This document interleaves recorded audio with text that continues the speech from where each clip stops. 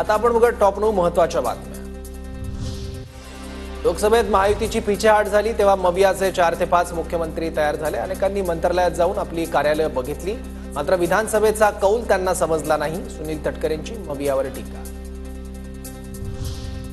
पुण्यातल्या कृषी महाविद्यालयात माणिकराव कोकाटेंच्या कार्यालयाला विरोध। विद्यार्थी, प्राध्यापक आणि काही राजकीय पक्षांचा आक्षेप।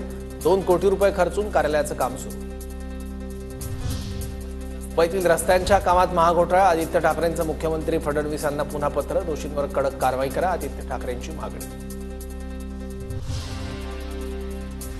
न्यू इंडिया कोऑपरेटिव्ह बँक घोटाळा प्रकरणी अटकेतील 8व्या आरोपीला 28 तारखेपर्यंत पोलीस कोठडी। राजीव रंजन पांडेला आर्थिक गुन्हे शाखेनं झारखंडमधून अटक केली। जिल्हा कोर्टाकडून 5 दिवसांची पोलीस कोठडी।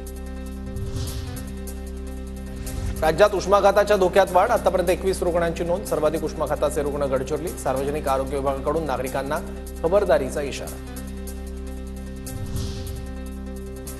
नांदेड जिल्ह्यात रात्री अवकाळी पावसाची हजेरी। वादळी वाऱ्यानं गहू, ज्वारी आणि हरभरा पिकांचं नुकसान। हातातोंडाशी आलेला घास हिरावल्यानं शेतकरी अडचणी। अनुसूचित जाती जमाती आयोगाच्या उपाध्यक्षांनी घेतली खोक्या भोसलेच्या कुटुंबियांची भेट। धर्मपाल मेश्राम यांनी खोक्या भोसलेच्या कुटुंबियांशी संवाद साधला। खोक्या भोसलेच्या घराचं साहित्य अज्ञातांनी पेटवून दिलं होतं, त्या पार्श्वभूमीवर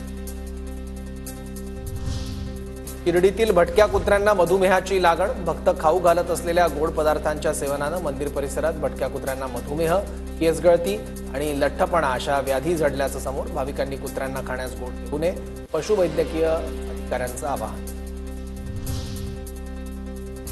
श्रीवर्धनमध्ये बोगस डॉक्टरनं महिलेला दिल्या गर्भपाताच्या गोळ्या। गोळ्या खाऊन रक्तस्राव झाल्यानं महिलेची प्रकृती बिघडली। बोगस डॉक्टर शंकर कुंभार विरोधात दिघी सागरी पोलीस ठाण्यात गुन्हा।